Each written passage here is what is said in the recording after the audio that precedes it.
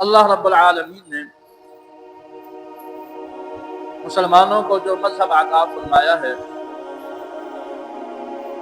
وہ اسلام ہے، اور اسلام عقائد، نظریات اور کسی چیز کے ماننے اور کچھ چیزوں کو چھوڑنے کا نام ہے۔ بعض چیزوں کو قبول کیا جائے گا، بعض چیزوں کو چھوڑا جائے گا، تب جا کر کے وہ بندہ ایمان والا مسلمان کہلا سکتا ہے۔ اور یہ صرف مذہب اسلام کی ہی بات نہیں، دنیا میں یہ ضابطہ اور اصول ہے کہ انسان جب بھی کسی نہج پر، کسی اسلوب پر چلتا ہے، کوئی بھی طریقہ کار کسی بھی معاملے میں اختیار کرتا ہے، تو کچھ چیزیں قبول کی جاتی ہیں اور کچھ چیزیں چھوڑی جاتی ہیں۔ یہ باطل کا نظریہ ہے، یہ یاد رکھیں، بات آ جاتی ہے، میں عرض کر دیتا ہوں۔ یہ باطل کا نظریہ ہے کہ سب ٹھیک ہے، یہ حق کا نظریہ نہیں ہے۔ یہ کس کا نظریہ ہے؟ یہ باطل کا نظریہ ہے کہ سب ٹھیک ہے جی، سارے ٹھیک ہیں، سارے صحیح ہیں۔ تعجب کی بات یہ ہے کہ یہ بات ہمیں صرف مذہب کے معاملے میں کیوں ہمارا دماغ اسے قبول کرتا ہے، سوسائٹی کے معاملے میں کیوں نہیں قبول کرتا؟ سمجھ آئی بات؟ دو چیزیں ہیں نا جی۔ آج کل ایک بڑا فتنہ ہے غامدی کا۔ غامدی خطرناک آدمی ہے، وہ یہ کہتا ہے کہ ٹھیک ہے جی، سب ٹھیک ہے۔ لوگ بھی بے وقوف ہیں، کہتے جی یہ اچھی بات کرتا ہے کہ کہتا ہے سب ٹھیک ہے۔ تو سوال اس سے اگر کوئی سمجھدار آدمی بیٹھا ہو نا، تو اس سے یہ سوال کرے کہ مذہب کے معاملات میں، شریعت کے معاملات میں تو سب ٹھیک ہے، اگر چلو ایک منٹ مان بھی لیا جائے، تو یہی سوسائٹی کے معاملے میں کیوں نہیں سب ٹھیک؟ اور اگر تم کہتے ہو کہ سوسائٹی کے معاملات میں بھی سب ٹھیک ہے تو تم پاگل ہو، اور لوگوں کو بات شاید سمجھ بھی آ جائے۔ ایک آدمی حق مسئلہ بیان کرے وہ بھی ٹھیک ہے، ایک غلط مسئلہ بیان کرے وہ بھی ٹھیک ہے۔ یہ غامدی مذہب کا خلاصہ ہے۔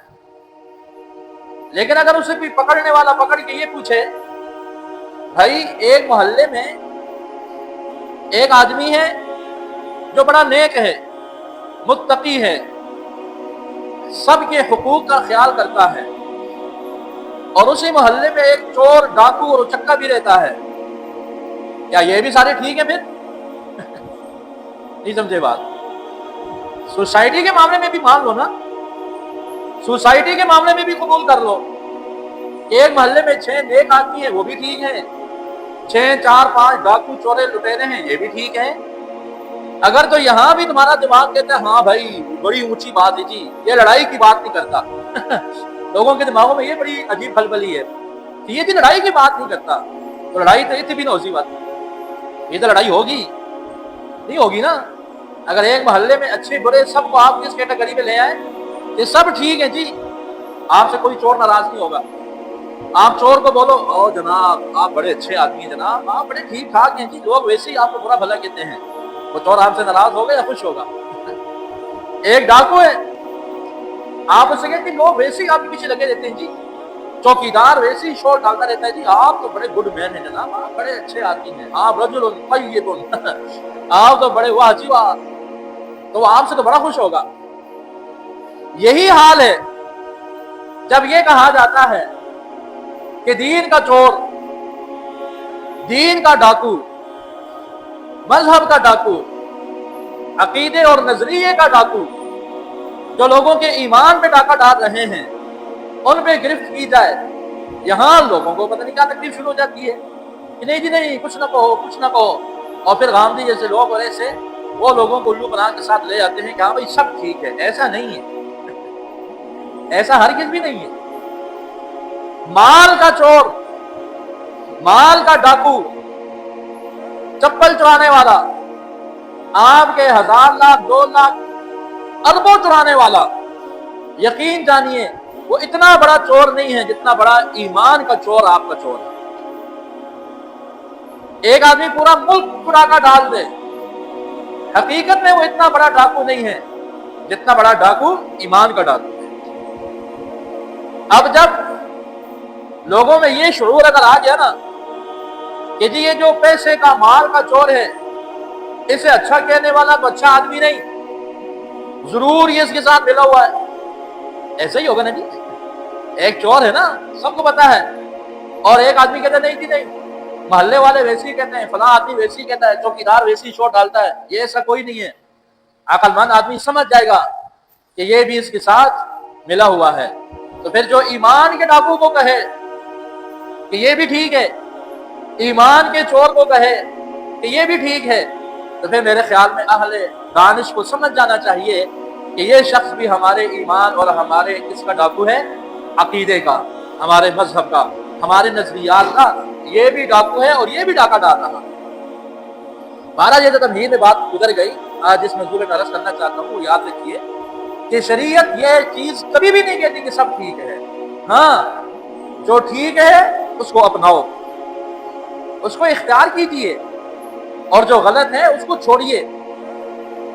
شریعت کا حاصل یہی ہے نا، شریعت مطہرہ کا حاصل یہی تو ہے۔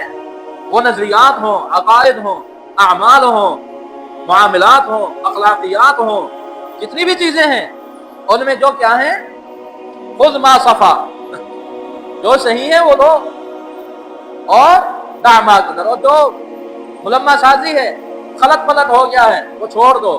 لیکن یہ کرے گا کون؟ یہ صاحب بصیرت کرے گا۔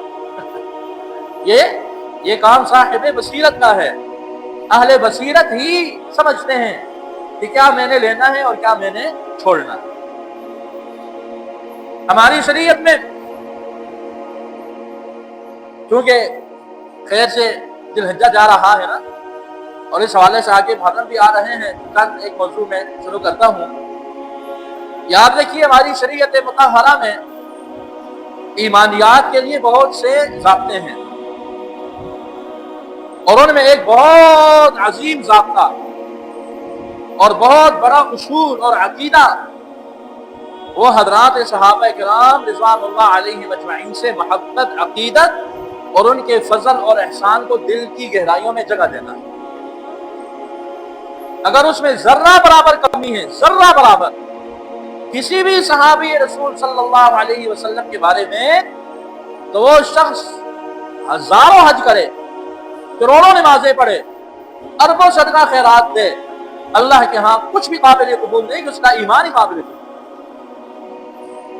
صحابہ کرام کے بارے میں آج خصوصاً جس ماحول میں ہم جا رہے ہیں، یہاں پر خصوصیت سے اسلام کی تمام ہی مقدس شخصیات، خواہ اولیاء امت ہوں، خواہ اہل بیت ہوں، خواہ صحابہ ہوں، انبیاء اور اللہ تعالیٰ کو لوگ نہیں چھوڑ رہے بھائی۔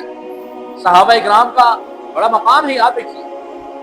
اور یہ میں بالخصوص اس لیے عرض کر رہا ہوں یہ موضوع کہ بہت سے ایسے لوگ جو سمجھتے ہیں خود کو کہ ہم صحیح راہ پر ہیں، لیکن عموماً ان کی گفتگو میں، ان کی گفتار میں، ان کی بات چیت میں یہ تأثر بعض جگہ ثابت ہوتا ہے کہ کسی نہ کسی صحابی رسول کے حوالے سے ان کے دل و دماغ میں ان کا وہ مقام نہیں جو اللہ تعالیٰ کو اور حضور علیہ الصلوۃ والسلام کو اور شریعت کو مقصود ہے۔ اور اگر وہ مقام نہیں تو پھر کچھ بھی نہیں ہے، یہ یاد رکھیے، کچھ بھی نہیں ہے۔